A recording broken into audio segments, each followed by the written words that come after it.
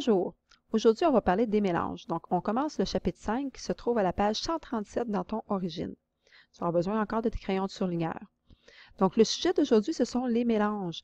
Donc, les mélanges, on en côtoie, on en savoure à tous les jours parce que, par exemple, en cuisine, il y en a beaucoup.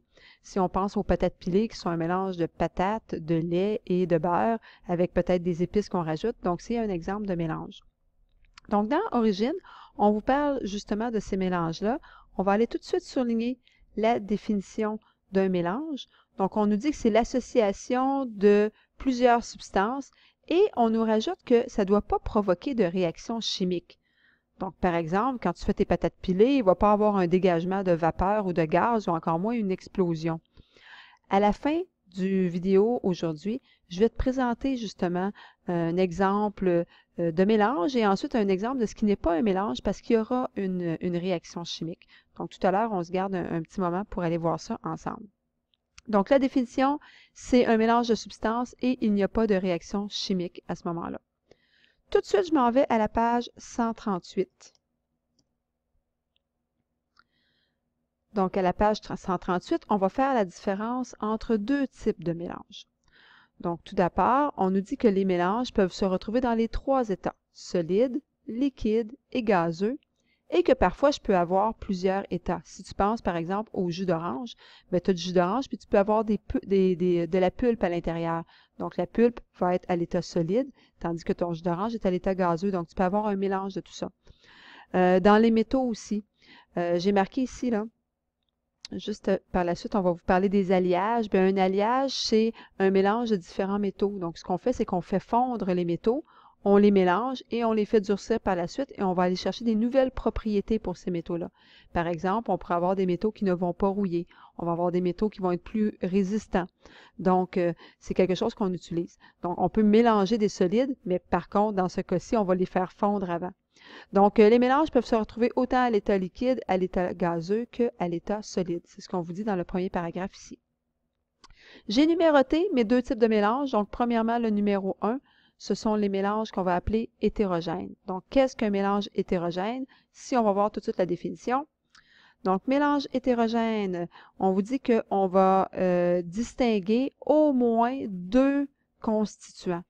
Il va y avoir au moins deux phases visibles, c'est-à-dire que tu vas être capable de différencier. Donc, par exemple, mon jus d'orange de tantôt, ce serait quelque chose d'hétérogène. Tu vas voir le jus d'orange, mais tu vas voir les grains de pulpe aussi à l'intérieur. Donc, ce serait un mélange qui serait hétérogène. Autre exemple de mélange hétérogène, si je prends par exemple de l'eau et que je mets du sable à l'intérieur. Bon, mais mon sable, il ne va pas se dissoudre dans l'eau. Mon sable, il ne va pas disparaître, il ne va pas fondre dans l'eau. Donc, à ce moment-là, je vais voir l'eau et je vais voir le sable qui va venir se déposer au fond. Donc, c'est ce qu'on appelle encore là un mélange hétérogène parce que je vais être capable de voir les différents constituants qu'il y a à l'intérieur. On a justement un exemple ici. Donc, je monte un petit peu. On a en fait deux exemples. L'exemple que je viens de donner avec l'eau et le sable. Donc, je vois bien le sable au fond.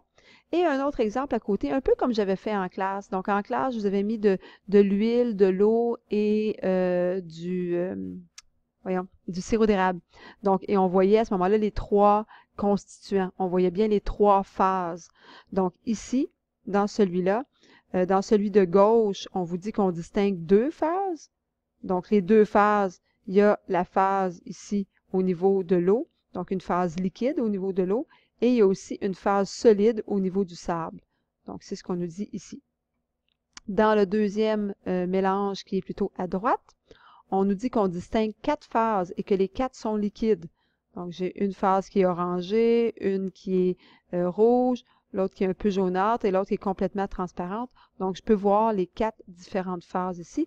Donc, on appelle ça un mélange hétérogène parce que je ne vois pas qu'une seule chose à l'intérieur, j'en vois plusieurs. Et ça, c'est différent du deuxième type de mélange qu'on va parler, qui est justement le mélange homogène. Donc, j'ai marqué un petit 2 à côté de mélange pour différencier avec le premier. Donc, mon mélange qui est homogène, si je m'en vais voir justement ma définition, on dit qu'ici, on ne va pas distinguer les différents constituants. Par exemple, on vous dit si on met du sel dans l'eau, j'en mets pas trop, là, c'est sûr que si tu mets Si tu mets une tasse de sel dans ton eau, tu vas l'avoir, mais si tu mets une cuillerée de sel à l'intérieur de l'eau et que tu brasses tout ça comme il faut, tu vas voir que tes grains de sel vont comme disparaître. Donc, en fait, c'est que le sel va se dissoudre dans l'eau. Donc, à ce moment-là, tu as quand même du sel dans l'eau. Si tu y goûtes, tu vas le voir que tu as du sel, ça va te donner vraiment de l'eau salée, mais tu ne le vois plus. Donc, à ce moment-là, on appelle ça un mélange homogène parce qu'on va voir une seule phase visible. On voit seulement de l'eau, on ne voit plus du tout le sel. Donc, c'est ce qu'on appelle un mélange homogène. Donc, ici, je vais tout souligner l'exemple. Donc, dans notre exemple, on vous disait que le sel, c'était les petits cercles jaunes, les petits cercles mauves qui étaient inscrits numéro 2 et que l'eau, c'était les cercles bleus inscrits numéro 1. Donc, à ce moment-ci, on voit que les deux vont bien se mélanger et à ce moment-là, on va voir que de l'eau à l'intérieur. On vous parle aussi du lait, donc on vous dit que le lait, il y a plusieurs encore là substances qui sont présentes et qu'on voit seulement du lait, donc on appelle ça un mélange qui est homogène aussi. Ça termine dans le fond ce que je voulais vous montrer pour ce chapitre-ci, donc je vais passer maintenant à la petite vidéo. Je vais tenter d'être capable de vous parler aussi en même temps. Donc ma petite vidéo que j'ai mis, un instant là, ici. OK. Donc, c'est une vidéo que je vous présente tout de suite. La recette pour la pâte à dents d'éléphant, très simple. Peroxyde d'hydrogène qu'on ajoute là-dedans. On en met environ 250 ml. On ajoute 50 ml de savon vaisselle, du colorant alimentaire de votre choix. Moi, j'ai choisi rouge. Et ensuite, une fois que c'est dans notre cylindre, notre mixture, on la brasse et par la suite. Donc, quand on voit justement la mixture qui a brassé, le mélange qu'il vient de faire, là, ça serait un mélange qui serait homogène. Donc, toutes ces substances se sont mélangées. Il n'y a seulement qu'une phase visible à ce moment-ci. Donc, je continue la vidéo.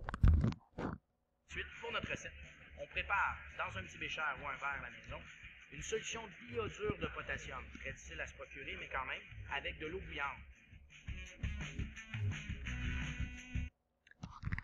Encore une fois ici, on s'aperçoit que le mélange de l'eau bouillante avec son iodure va former une substance qui va être homogène, donc l'espèce de poudre blanche qui s'est dissoute complètement dans l'eau. Et on regarde la suite.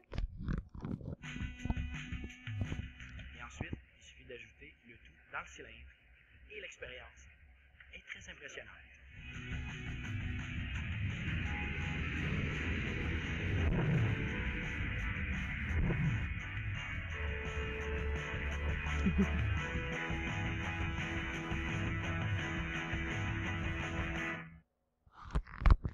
Alors, ma question maintenant.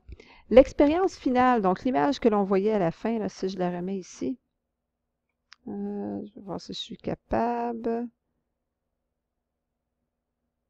OK. Donc, je l'avance un petit peu.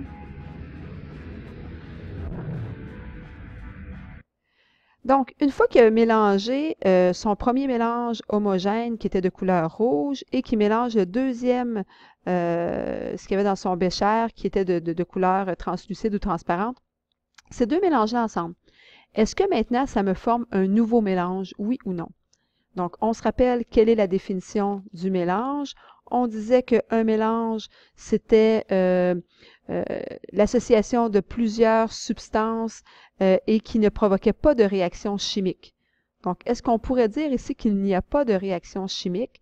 C'est ce qu'il faudrait pour que ce soit un mélange. Mais dans ce cas-ci, ce ne serait pas un mélange, justement. Donc, une fois que je prends mes deux substances et que je les unis ensemble, donc j'avais un mélange homogène rouge, un mélange homogène translucide, et je les unis ensemble, et la résultante de ça n'est pas un mélange parce que j'ai une réaction chimique. Donc, ce qu'on voit là à l'écran, c'est justement une réaction qui va dégager beaucoup de chaleur et qui va dégager du gaz. C'est pour ça que ça prend de l'expansion de cette façon-là, ça prend beaucoup de volume. Donc, on en reparlera en classe de tout ça. Ça termine la vidéo d'aujourd'hui.